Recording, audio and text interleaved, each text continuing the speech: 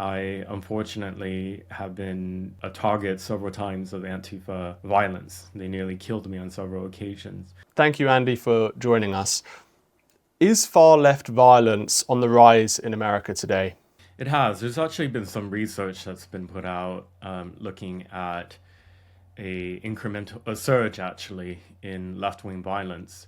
And that type of downturn research has been very inconvenient for Democrats because they will go back to older research that looks at maybe death counts of those who have been killed in potentially politically motivated attacks, and they always will just say, well, those on the right have killed more people.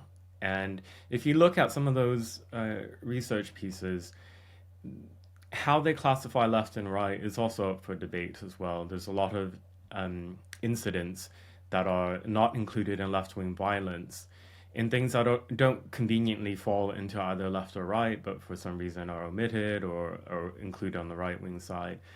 So, but I think what's maybe more relevant, though, however, is seeing how there is a surge in not just left-wing violent attacks in the United States, but also support for it.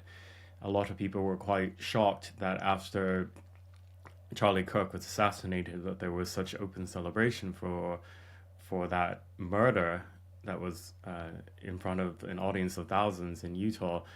But I wasn't surprised. I had been seeing now for 9 years of my reporting on left-wing violence that the Antifa violence was becoming mainstream, in the sense that there are many Democrats and those who are self-described liberals or progressives who feel more and more comfortable to embrace a culture of assassination and dehumanization of their political opponents, and calls for their political targets to be killed in some of the most heinous and brutal ways too. So there's also a sadistic side to this that hasn't been talked about enough. Can you take us through some of your reporting, how you began reporting on this left-wing violence and what you've discovered over the last 9 years? I started 9 years ago in Portland, Oregon. That's my hometown. I'm one of the very few journalists out there who's in the conservative media space who can say that I come from Portland and really quite understand why Portland was a canary in the coal mine. So almost a decade ago, after Donald Trump was believed to be the winner in November 2016, so the results weren't finalized yet, but it looked like he had won the Electoral College that night, the rioters in Portland gathered and destroyed street after streets in downtown. And at that time, I was working as a student journalist at Portland State University, where as a graduate student, I was working for a student newspaper, and I was very naive then. I went out with an iPhone 7 and was just recording what I saw, and I had never seen groups of people dressed in black with their faces covered. This is 4 years before COVID, by the way, and they had bats and other tools that they use to destroy entire city streets within seconds and then disappear into the next street. And there would be those who would start fires as well. And I continued going out to report on this phenomena. I didn't know what it was called. The local media reporting, which I used to look up to at the time, the legacy media, reported on these as acts of protest against racism and fascism.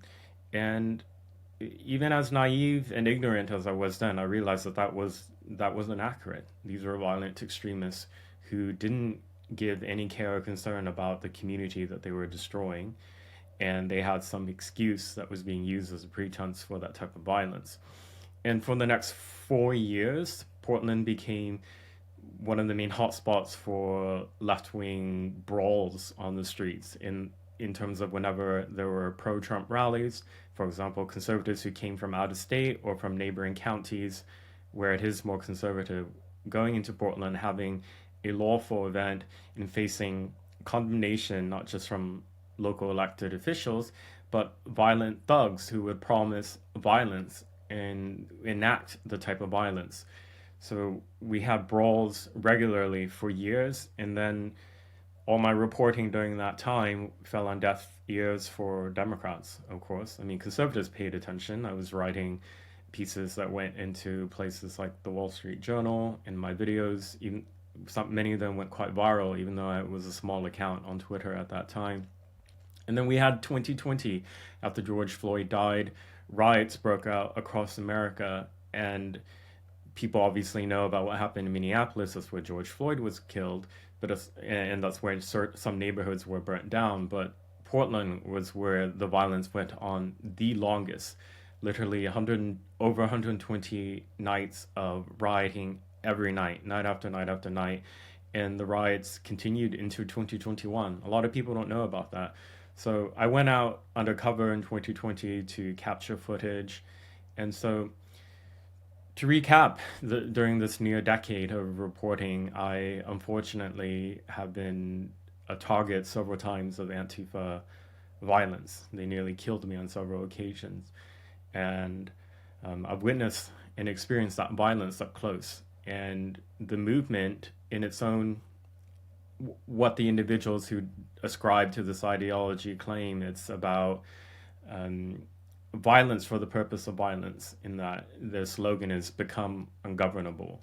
So their agenda is to attack state institutions, law enforcement, with the goal of destroying the United States and all nation states, actually. The US is convenient. They view it as the head of a monster that they want to slay. And their project is to create a stateless society where people govern themselves autonomously. And that's their words. And you can see where they've had a run at some of these so-called autonomous zones. And these are areas where people get killed, people are subjected to sexual violence with impunity, gangs and thugs and warlord wannabe figures are drawn in, and basically the most violent person rises out on top. And that's what happens in the absence of the rule of law. And no matter how many times they enact out violence in furtherance of these goals, they still continue and do it and do it. It doesn't matter how many times it ends in failure and death. I was on the ground in 2020 during the so-called Capitol Hill Autonomous Zone, also known as Chaz, in Seattle. And I got to see what happened when Democrats in leadership allowed violent extremists and thugs to take over city streets in the middle of a major metropolitan area in the United States. There were regular shootings. People were killed there. A child was killed there. A woman reported sexual violence. There were dozens and dozens of arson attacks. So, when I say all this, the feeling I have is anger and frustration that Democrats still haven't woken up. I'm speaking to you days after the No Kings protest, and I was really disturbed to see the Antifa messaging mainstreamed within that. Not surprised, but nevertheless disturbed.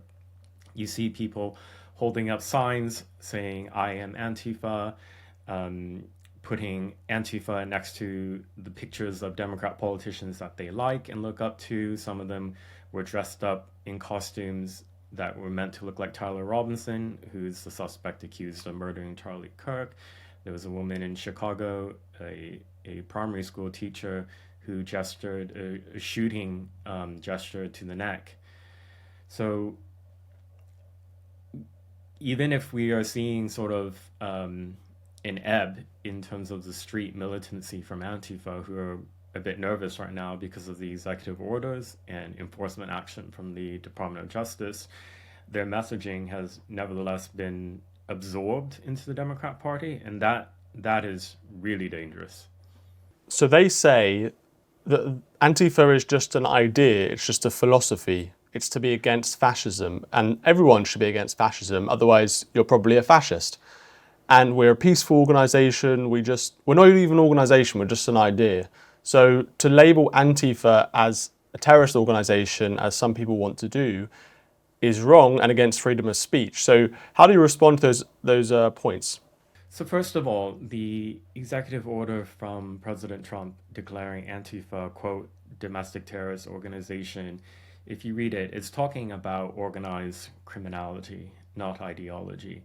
The response from those who run cover for Antifa about it being just an ideology of opposing fascism, that's a tactic that they practice for deception, and then there are useful idiots who repeat that without realizing that they're running cover for a terrorist international movement. So yes, Antifa is an ideology, but that's not the full picture. I mean, neo Nazis organize around an ideology, jihadists who have killed so many people for decades now organize around an ideology. So I don't even quite understand how it's a rebuttal when they say that. They organize around an ideology and they explicitly call and use tactics of terrorism to try to achieve their goals. And the bigger question about is not who are they against. They conveniently say that they are against fascists, but I think what's more important is what are they doing all this in furtherance of? You know, people don't really seem to follow up with that question. This You want to kill these people that you call fascists. Let's give them that argument. For example, let's just say that they target people who are Nazis and fascists, and then what? For what purpose though? And you dig into their ideology, and by that I mean their writings, their pamphlets, their texts, or interviewing those who they look up to. And it's about the breakdown of Western civilization in creating anarchist, communist, autonomous zones and killing anybody who gets in their way. So that's what they're in furtherance of. But, you know, who they actually call fascists is spurious most of the time. And that's quite intentional. They label people like myself as a Nazi and fascist and far right. They do that with journalists that they don't agree with. They do that with politicians. And they do that so that it marks a target on people, so that their comrades, many of them who are sociopathic and unhinged and homeless and have nothing to lose, would take some type of criminal direct action and do it themselves, a killing or a maiming. And I experienced it, you know, in the weeks leading up to me being nearly killed in June of 2019 in downtown Portland. Antifa had put up lies on Twitter and social media that I was a fascist, that I worked with fascists, that I was trying to get leftists.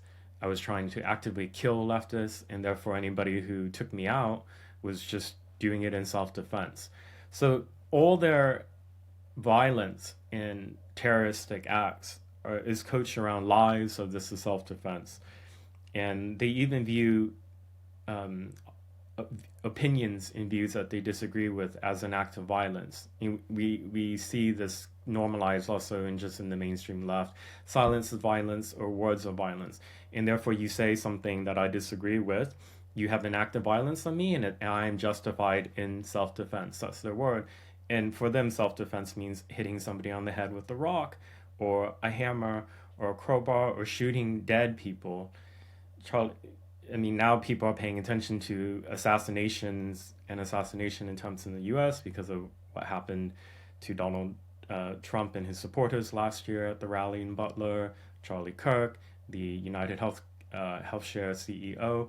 But in 2020, there was a Trump supporter who was assassinated in downtown Portland that nobody gave a damn about. And in fact, the local liberal media smeared him, called him far right because he was a Trump supporter.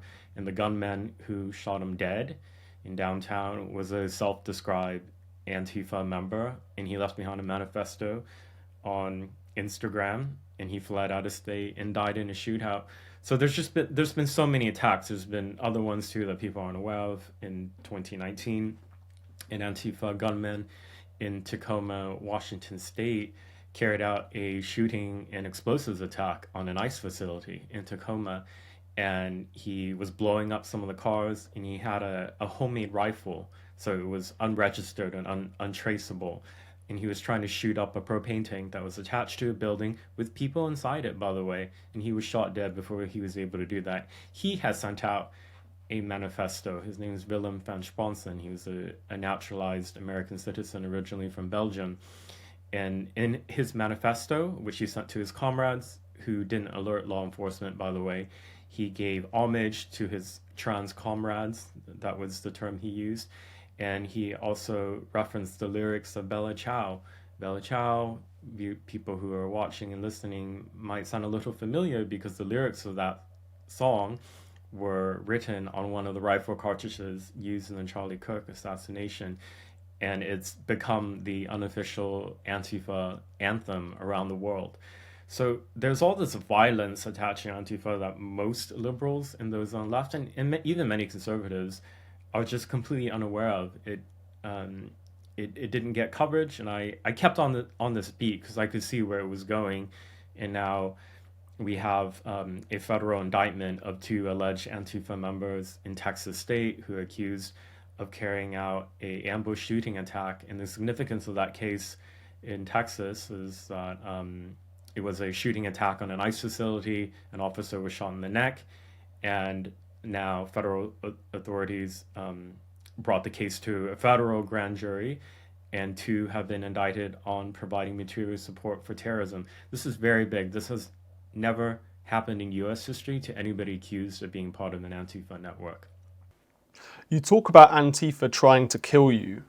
Can you describe exactly what happened in those incidents? In June 2019, I was working as a journalist in downtown Portland, covering one of the many Antifa and left-wing protests that usually devolve into violence and riots. I was naive and foolish at that time. I had been threatened a lot in the months coming up to the attack that day, but I just thought they were online threats. That's how foolish I was. I knew that these people were violent and dangerous, but I didn't think that they would target a journalist. For some reason, part of me really thought, they're gonna go after the people that they accused of being Proud Boys and things like that.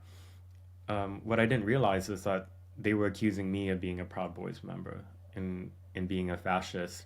And when you put that label on a target, it gives permission to their entire networks to try to kill those specific individuals. So I was in front of the Justice Center in downtown, ironically named. It's about one street away from the Central Police Station, about to record on my iPhone the protesters on the street, and then I was hit really hard in the back of my head. And I am not a person who gets in physical confrontations. I'm very passive. And I didn't even quite register for several seconds that I was in the middle of being beaten. I really thought that maybe somebody accidentally fell into me. There was some accident I couldn't see. But when I opened my eyes and I was feeling the punches to my head and face, I just saw people dressed in black, completely 360, surrounded me. They were calling out my name and calling me a fascist. They stole my recording equipment in the process of that. So they took my evidence, by the way. And then I didn't realize the extent of my injuries. My goal was to get out, walk away, run away, wherever. I couldn't even see because, and you'll see this in the videos that many people have seen, after the beating to the head and face, they threw these drinks and liquids into my eyes. So I have this mixture of this white liquid, whatever it is, it's burning. I'm bleeding from all over here. I'm bleeding from my ears. And there was no police response at all. I really thought Portland police are going to come in and save me and rescue me. I was really close to the Central Police Station, but no, it never happened. And I eventually was losing my balance when I walked about a street away. So I sat down on the ground, and then I turned on, because I was live streaming throughout that day on my Twitter, and I opened another one, and then I could see my face, and I was like, oh my gosh, like, it's, all the blood that was coming out. But then what I didn't realize of the more serious injury, and I didn't realize until I got into the emergency room in the hospital and had a CT scan of the brain, was that I was suffering from a brain bleed, which can be fatal, and I was really lucky to survive that. I went through many, many months of different forms of therapies, at the hospital to address some of the effects from the traumatic brain injury, like um, cogn- cognitive speech therapy, I believe it was called, physical therapy. And I there was wide celebration online by Antifa from that attack when they saw the pictures and videos that came out. There were some who lamented that I didn't die from it, and then they spread vicious, cruel rumors that I faked my injuries, and that, or maybe that I was beaten by right wing people that I paid to be actors to beat me up. Like these type of disgusting, vicious lies we saw similarly after Charlie Kirk was assassinated. People who said that the suspected assassin is a far right Christian nationalist, that he's MAGA. I mean, at this time, I didn't realize how depraved they were. That their tactic is to make the victim not just the aggressor, but then also to lie about what the victim just suffered through. That was 2019. Nobody was arrested over that, and I've learned a lot about the Portland police over these years. 6 years of no justice. I mean, it was caught not just on bystander footage, but there's CCTV footage because it's in front of government buildings. Not a single person was arrested over that. 2020, I was undercover, very reluctantly, was afraid. I knew that if I were to get caught, discovered on the streets again, that they would try to kill me. And I was on borrowed time, but 2020 was a moment in history that I knew I needed to document. I needed to be there. And so I took a risk, and I was very lucky that I wasn't killed in that year. But 2021, in May, on the 1 year anniversary of the start of the Portland riots, I made a grave mistake. I returned out on the ground, undercover, and I didn't realize that even though 6 months had passed since the last time I was there, that there were people actively looking for me. And so that night I was discovered. I think they just paid attention to my body language and that I wasn't rioting with them. So they sent individuals who were fully in black bloc to come up and interrogate me. And they asked me to show my face, and I wouldn't. So they continued pursuing me, and then they pulled off my face covering and shouted, "That's him, get him, get him." And there's CCTV footage of this that I released, which shows me being chased through downtown Portland and then tackled to the ground. They shred the skin on my leg. Meanwhile, by the way, when I was running through the streets of downtown, this is at 10 p.m. on a Friday night. There are cars and people out. Nobody stops to help. This is sort of the environment that the riots cultivated post George Floyd in Portland. Just that there was so much violence going on for so long that Portlanders really think it's normal for an individual to be pursued and chased by a mob in the middle of the street screaming, and nobody bothers to call police, nobody bothers to stop. And when they got me on the ground, you'll see that I tried to get up, and I was beaten to the ground, and then one tried to strangle me. And I don't know if this was a result of lack of oxygen or not, but it lasts for seconds because I've seen the CCTV video, but it felt a lot longer in that moment. Like I had a lot of time to actually think through certain thoughts in the moment that I was being choked out. And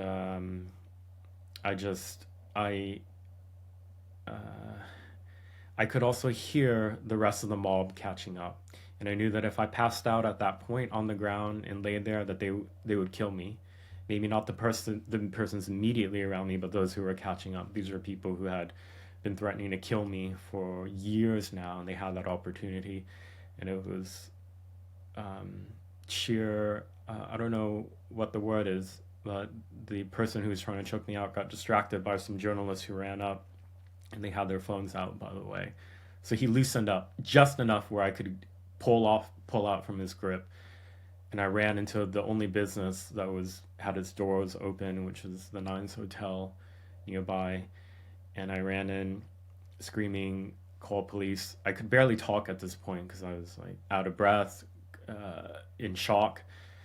And the hotel staff actually tried to force me out on the streets, and a mob was gathering outside the hotel. Um, Maybe if I was being generous, they thought that I was a vagrant who was having an episode that they didn't want to deal with. Um, but I mean, I was bleeding all over, and I was just pleading with them to call police, and they refused, actually.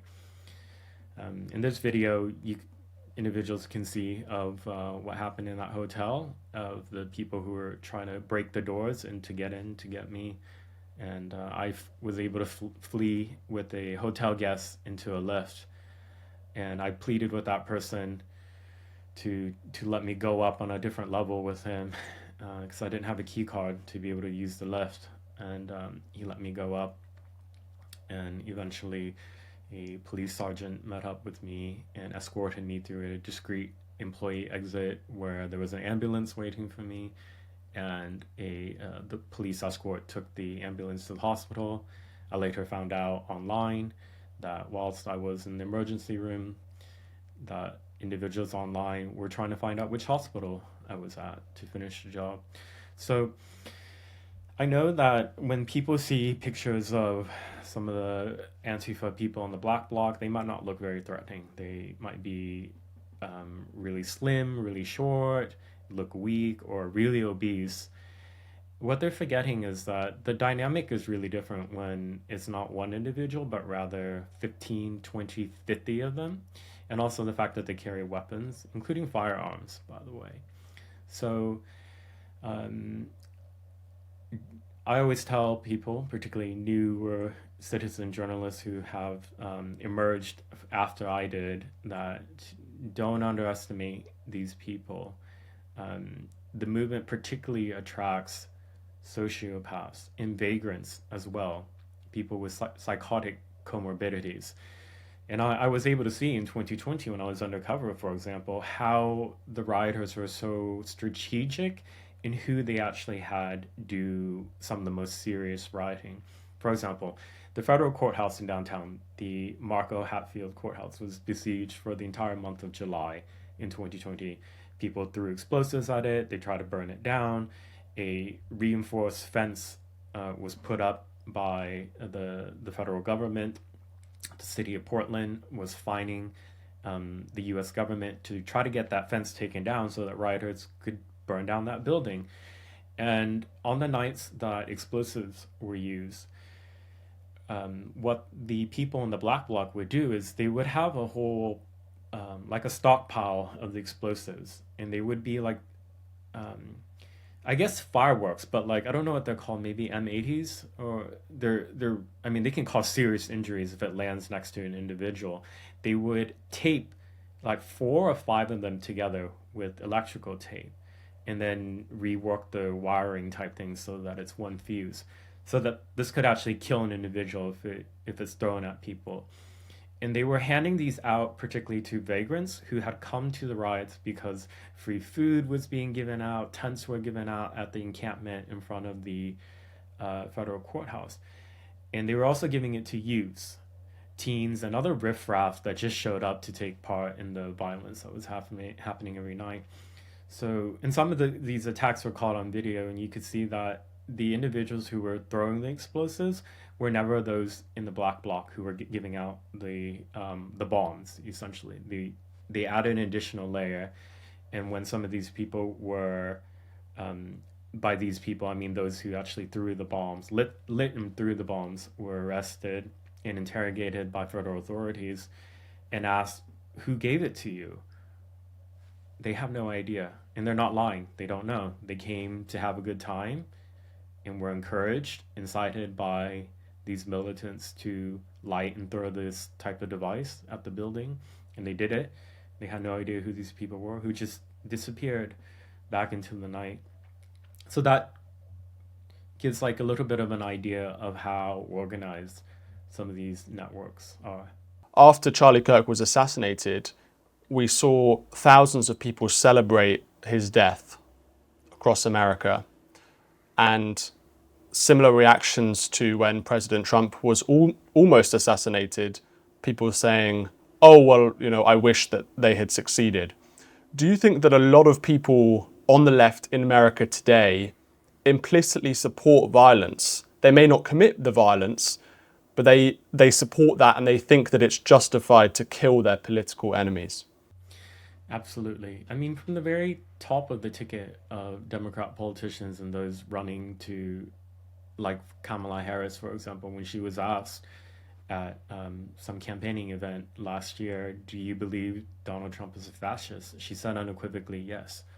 So whether Democrats are intentional about it or not, they have taken in the Antifa lies and propaganda and have mainstreamed it and made it acceptable for progressives and liberals to use those type of smears against their target. And perhaps it's intentional that they don't really seem to want to explore the logical consequences of this. I mean, when you say that it's okay to punch Nazis, it's a good Nazi is a dead Nazi, and you label all of your political opposition as Nazis, what kind of environment does that cultivate politically among those who feel that it's urgent for them to take some type of action now to stop either another Holocaust or a regime change towards fascism? There's no self introspection, regardless of how many people have been killed or nearly killed because of these type of lies. We have a U.S. Supreme Court Justice Kavanaugh who was nearly assassinated by a radical transgender individual who believes those type of lies and was caught, fortunately, before he was able to carry out a shooting at the family home of the justice. People remember, obviously, the near murder of President Trump when he was shot in the ear, and they conveniently forget or ignore that people who attended a political rally were shot at in the audience, critically injured, and one man was murdered. And I hate to be graphic about it, but um, his brains were blown out in front of his family, and his blood was splashed all over the people sitting next to him. This was a brutality of that violence in Butler, by the way. People have kind of just brushed over what happened, and then we've had other assassinations since then where it's welcomed by Democrats, many of them. I know a lot of them put out some of these banal statements about condemning political violence, but then immediately the next day go back to saying the same type of things that enable it. And with the No Kings protests, there were contingents of self described Antifa who followed instructions from online collectives to show up. And they weren't expunged or removed or chastised for showing up to this Democrat supported political movement at all. In fact, they were welcome.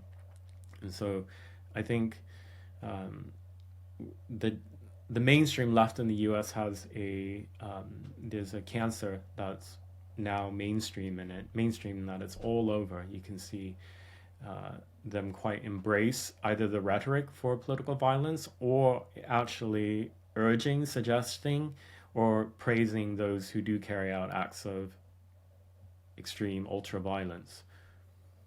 What do you say to those on the left who argue actually most political violence comes from the right, and even some of the people that you're talking about who've been assassinated or attempted assassinations, oh, well, they were done by people on the right, not people on the left. How do you respond to that, that most of the violence is being done by far-right agitators? I find that when people bring that up, it's a tool used to deflect from a problem on their side.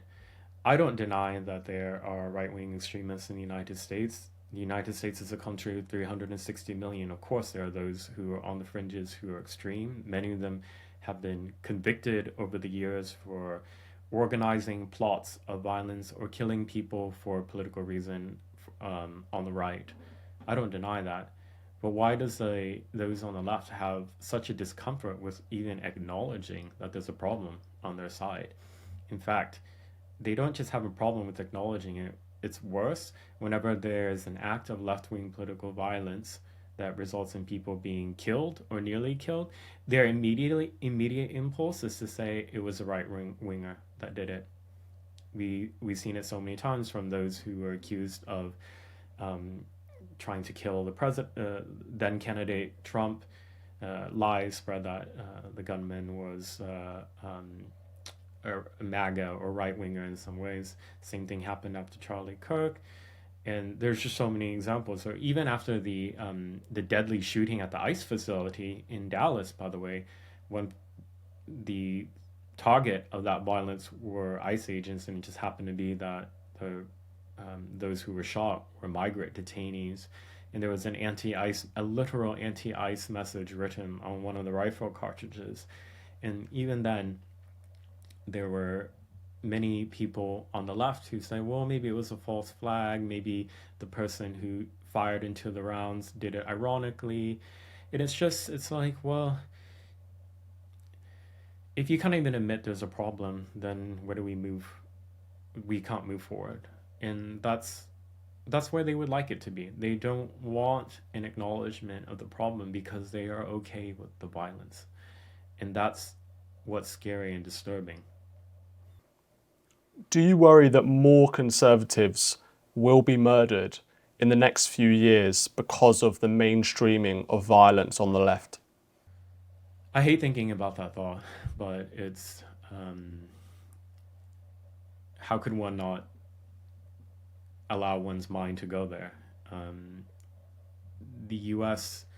is a country where there are more firearms than people, and it doesn't take very much for an individual who might be unhinged in a number of ways to feel inspired to take action.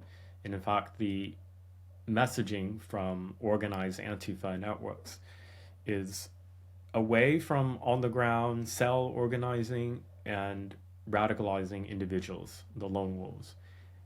That type of model has been very effective for jihadist organizations around the world, those who inspire individuals in Western countries, for example, to carry out car ramming attacks or shooting attacks in the name of IS. And these individuals are young men who have never gone to Syria or Iraq. And I think that's the type of way that it's moving for left-wing violence. People get consumed with lies and propaganda online, encouragement of violence. I mean, I would, if people watching or listening don't believe me, go on Blue Sky and search the word kill or murder and see how many thousands of examples of those type of posts are on there directed at people in the public, particularly on the right. And I'm somebody who's experienced a lot of death threats, documented death threats, by the way, that are reported to the Portland police. And um, those of us who have to live with this don't often talk about it publicly for a number of reasons. We are always advised not to discuss security issues and what threats we may or may not get because it can inspire other people to do copycat threats or copycat attacks. But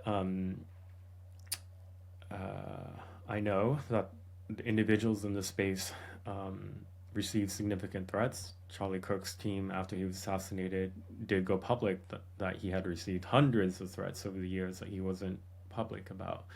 And so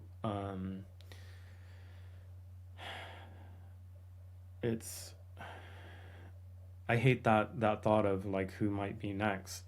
But I'm speaking to you from England because I couldn't take any more risks in Portland or the US. There are those who try to kill me in Portland, and there are those who try to find me in other parts of the US where I was seen. And so I made a very dramatic decision years ago to relocate myself entirely across the world. And that's come at significant personal cost to me. But that's like the type of action I had to take to make myself safer in the American context. And most people don't have the ability to do something like that.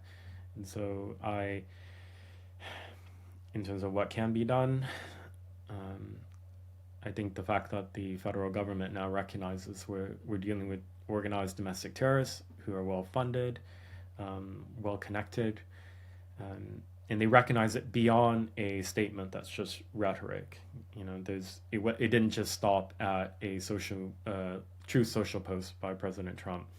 It was followed by 2 executive orders, and as now we're seeing some action from the Department of Justice. And I also know through my own sources in the intelligence community that actively they're really probing the international links to get the State Department involved in designating the international arms of organized Antifa as a foreign terrorist organization.